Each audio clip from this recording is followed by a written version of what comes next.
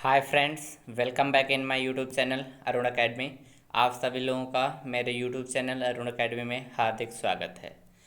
आज का हमारा नया टॉपिक है बाल विकास से लिया गया है, जिसका नाम है अभिप्रेरणा। बहुत ही इम्पॉर्टेंट चैप्टर है। अभिप्रेरणा इंग्लिश में इसे क्या कहा जाता है? मोटिवेशन कहते हैं। ठीक है, इंग्लिश में इसे मोटिवेशन कहा जाता है।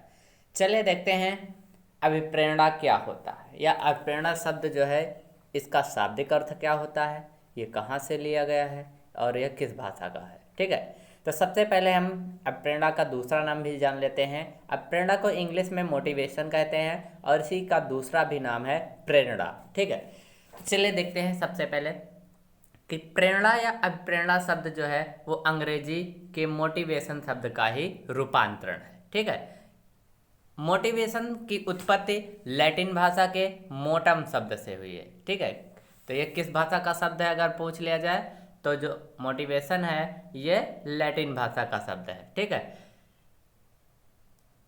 जिसका अर्थ क्या होता है? मूव होता है। ठीक है, जिसका अर्थ क्या होता है? मूव होता है। ठीक है, चलिए अब हम देखते हैं इसकी थोड़ी शाब्दिक परिभाषा कि अभिप्रेरणा एक ऐसी क्रिया है जो किसी कार्य को करने के लिए उकसाती है या फिर प्रेरित करती है। अर्थात अगर हम मॉरल में देखें तो अभिप्रेरणा या मोटिवेशन से आप क्या समझते हैं? अगर क्वेश्चन पूछ लिया जाए तो वहाँ पर हम अति लघु उत्तरीय प्रश्न में ऐसा भी आंसर लिख सकते हैं कि अभिप्रेरणा एक ऐसी क्रिया है जो किसी कार्य को करने के लिए हमें प्रेरित करती है। ठीक है, चलिए अब हम इसके बारे में कुछ छोटी परिभाषाएं देख लेते हैं।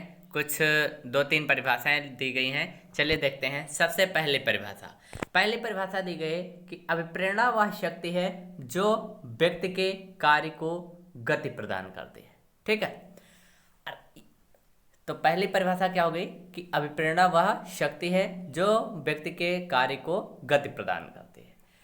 नेक्स्ट डेफिनेशन, सेकेंड डेफिनेशन की तरफ चलते हैं। तो एक वैज्ञानिक थे, मनोवैज्ञानिक थे एवरिल।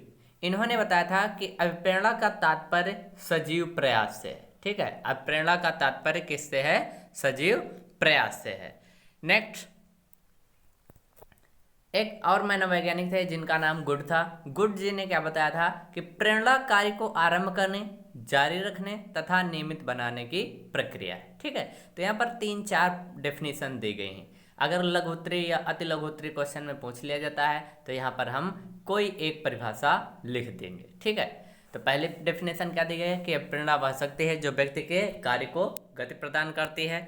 दूसरी क्या दी गई है कि एवरिल ने क्या बताया था कि प्रेरणा का तात्पर्य सजीव प्रयास से है। ठीक है, नेक्स्ट थर्ड डेफिनेशन क्या बताई गई कि प्रेरणा कार्य को आरंभ करने, जारी रखने तथा नियमित बनाए रखने की प्रक्रिया है। चलिए अब हम देखते हैं अप्रेरणा के प्रकार। तो अप्रेरणा कितने प्रकार के होते हैं? तो अप्रेरणा 2 प्रकार की होती है। ठीक है, नंबर 1 आंतरिक अप्रेरणा और नंबर 2 हो जाएगा बाह्य अप्रेरणा। आंतरिक अप्रेरणा क्या होती है? जब व्यक्ति या बालक स्वयं की मर्जी से या रुचि या विचार से किसी कार्य को करने के लिए उत्तेजित होता है तो उसे हम आंतरिक प्रेरणा कहते हैं। जैसे प्रेम है, घृणा है, सम्मान है। ठीक है, जैसे कोई व्यक्ति बड़ा है तो उसके प्रति ऑटोमेटिक स्वयं से ही उसके प्रति सम्मान उत्पन्न होता है कि हाँ बड़ा है तो हम उसको बैठने की जगह दे दें या उसका सम्मान करें, पैर पकड़ें। ये सब क्या होती है? आंतरिक प्रेरणा होती है। नेक्स्ट सेकंड टाइप जो है, सेकंड टाइप क्या है? अब बाह्य अभिप्रेरणा। बाह्य प्रेरणा क्या होती है? वह सभी बाह्य कारक जैसे प्रोत्साहन, पदोन्नति इत्यादि की प्राप्ति से व्यक्ति संतोष एवं आनंद की अनुभूति करता है, उसे हम बाह्य प्रेरणा कहते हैं। जैसे दंड एवं पुरस्कार इत्यादि। ठीक है, आंतरिक अप्रेरणा और बाह्य प्रेरणा बहुत इंपॉर्टेंट क्वेश्चन है। इसमें से एग्जाम्पल पूछ लिए जाते हैं कि दंड एवं पुरस्कार ये किस अप्रेरणा के अंतर्गत आता है या किस प्रेरणा का प्रकार है, तो क्या लिख दिया जाएगा? बाह्य प्रेरणा का। और अगर पूछ लिया जाता है कि क्रीड़ा या फिर सम्मान, किस बड़ों के प्रति सम्मान करना, यह किस प्रकार की प्रेरणा है, तो वो आंतरिक प्रेरणा हो जाएगी। ठीक है, तो ये रहा आज का हमारा वीडियो। अगर आपको वीडियो अच्छा लगा हो तो please like, share, comments and subscribe to our YouTube channel Arun Academy. Thanks for watching.